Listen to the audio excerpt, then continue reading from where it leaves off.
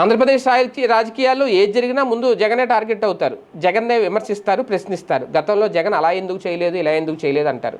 ఇప్పుడు అదే జగన్ని చాలామంది ప్రశ్నిస్తున్నారు. అన్నా లెజినోవా ఏం చేసింది?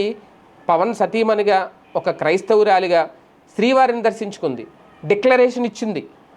డిక్లరేషన్ ఇచ్చి ఆమె శ్రీవారి ఆలయంలోకి వెళ్ళింది, స్వామివారిని దర్శించుకుంది, అంతకుముందు తలనీలాలు సమర్పించుకుంది, అన్నదానం ట్రస్ట్కి 17 లక్షల రూపాయలు విరాళం ఇచ్చింది.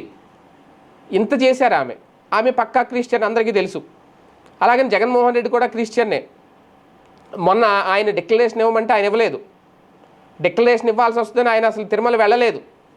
ఇప్పుడు ఇది చాలామంది ఈ అంశాన్ని ఇప్పుడు ప్రస్తావిస్తున్నారు.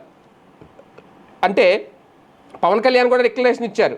అలాగే మొన్న ఆయన పవన్ కళ్యాణ్ వాళ్ళ కుమార్తెను తీసుకెళ్ళినప్పుడు కూడా డిక్లరేషన్ ఇప్పించారు, ఇప్పించి దర్శనం చేయించారు.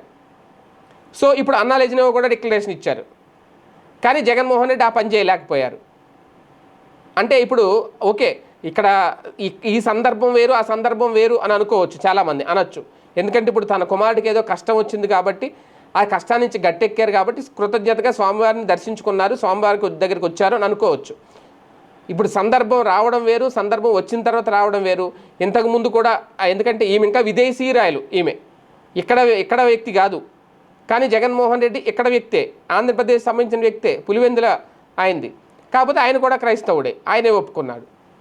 అలాగని చెప్పి ఆయన రాజకీయంగా ఒక రాజకీయ పదవిలో ఉన్నప్పుడు ఆయన క్రైస్తవుడైనా సరే అన్ని మతాలని గౌరవించాలి, అందరి దేవుళ్ళని, అన్ని సాంప్రదాయాలని కూడా ఆయన స్వాగతించాలి, అంగీకరించాలి. దానికి సంబంధించి డిక్లరేషన్ ఇవ్వాలి. అది ఆయన చేయలేకపోయారు. ఇప్పుడు అన్నా లెజినోవా చేసిన పనిని అందరూ అభినందిస్తున్నారు, అందరూ మెచ్చుకుంటున్నారు. అంతేకాదు అదే నేపథ్యంలో ఇప్పుడు జగన్ లాంటి వాళ్ళని ప్రశ్నిస్తున్నారు.